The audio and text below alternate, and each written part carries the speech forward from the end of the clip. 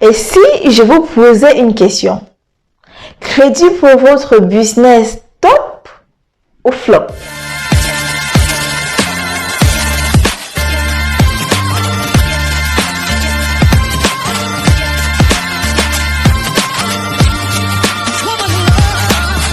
Cette vidéo m'a été inspirée parce que j'ai fait un post sur la page et je demandais de façon concrète si le crédit pour commencer son business ou alors le crédit pour donner un souffle nouveau à son business, est-ce que c'est top ou c'est flop?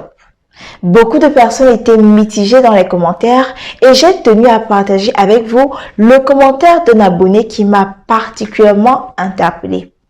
Cet abonné a écrit dans les commentaires qu'il avait pris un crédit de 1 500 000 francs CFA au Cameroun pour son pressing. La raison pour laquelle il avait voulu prendre cette somme-là, c'est parce qu'il avait déjà identifié que chaque mois, son business, parce qu'il avait déjà commencé le business avec ses propres moyens, chaque mois, qu'il pleuve, qu'il neige, qu'il vente, son business de pressing lui donnait minimum 150 000 francs CFA. Il y a des mois où il en avait plus, mais le minimum qui pouvait se faire, c'était 150 000 francs CFA. Et ce, pour une période vraiment... je pense que c'était de 6 mois, je ne me rappelle plus pendant combien de temps il avait fait le business avant de prendre le crédit. Et donc, il a demandé un prêt, un crédit de 1 500 000 francs CFA en sachant qu'il rendrait 150 000 francs chaque mois pendant 12 mois parce qu'il connaissait déjà les chiffres réels, pas les chiffres du business plan, et ça je veux le rappeler, mais les chiffres réels de son business. Et bien entendu, il a pu rembourser le crédit parce qu'il a fait un calcul logique et réaliste et il a même remboursé en 8 mois seulement. Cette histoire, ce petit témoignage va un peu conforter la direction dans laquelle je voudrais aller par rapport au crédit. Je pense que le crédit, c'est une bonne chose. C'est même une excellente chose parce que quand on ne vous mente pas, pour que votre business grandisse et que vous fassiez de gros chiffres, vous avez besoin d'argent, vous avez besoin de capital. Maintenant, si la seule option que vous ayez, c'est le crédit, il faut savoir à quel moment prendre le crédit. Ne prenez surtout pas de crédit, que ce soit la banque, que ce soit auprès des personnes individuelles ou des particuliers ou des amis. Ne prenez pas d'emprunt ni de crédit au début de votre business parce que votre business plan vous dit que votre business est parfait. Non. Les vrais chiffres, les chiffres réels de votre business, vous les aurez quand vous allez commencer. Donc, commencez déjà avec ce que vous avez, où vous êtes, avec ce que vous pouvez. Si le capital de départ, vous n'arrivez pas à le réunir, alors proposez des services pour lesquels vous aurez une rémunération. Ceci va vous permettre de lever le capital qui va vous permettre de commencer votre business. Même si votre business ou votre vision est très grande, il y a toujours un moyen de segmenter la grande vision en une minuscule vision qui va évoluer avec le temps. Et même si vous avez déjà le capital de 10 millions et que vous voulez vous lancer dans une activité qui est totalement inconnue, mon conseil, mon avis en tant qu'une personne qui est dans le business et qui a quand même une petite expérience, je vous dirais de ne pas tout mettre. Si vous avez un capital que vous avez réservé pour le business, utilisez le tiers de ce capital. Ça va vous donner 2 informations. La première information que ça va vous donner, ce sont des chiffres que vous pouvez vous faire avec le petit capital que vous avez mis. La deuxième information que ça va vous donner, c'est que ça va vous permettre de nourrir votre vision et de grandir.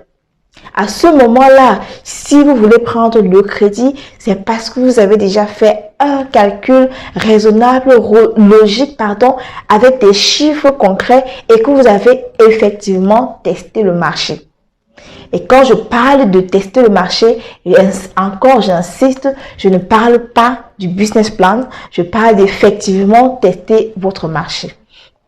Comment est-ce que vous pouvez tester votre marché? C'est avec le MVP ou alors le minimum produit viable. En fait, MVP c'est en anglais, Minimum Viable Product, et puis en français ce sera le minimum produit viable. Pour lancer le minimum produit viable, vous allez avoir un prototype et vraiment ne soyez pas comment est-ce que je pourrais dire ça? Ne soyez pas désintéressés par la vidéo à cause des mots que j'utilise. Je vais les casser pour vous.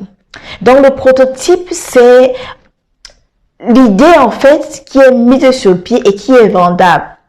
Par exemple, je veux me lancer dans le pressing à domicile, c'est-à-dire faire la lessive à domicile, le repassage à domicile, comment on appelle ça?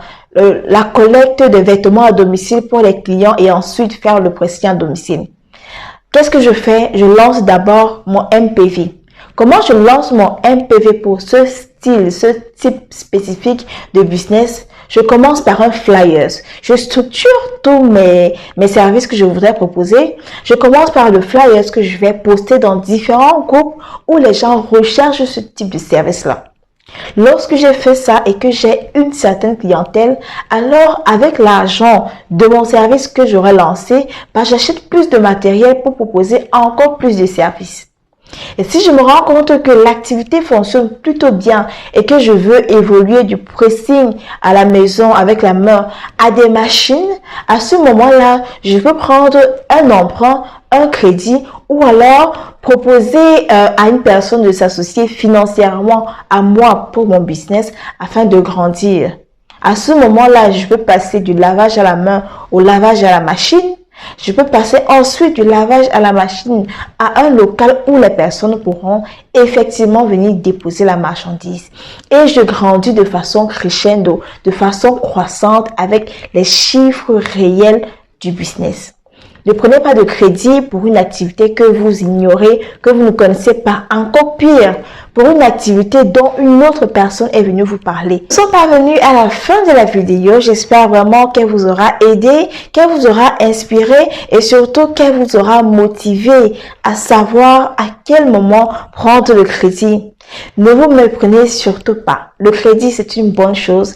Il faut juste savoir comment le prendre, quand le prendre et effectivement, si le prendre.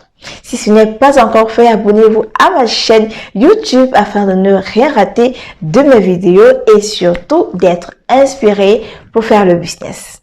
Au revoir.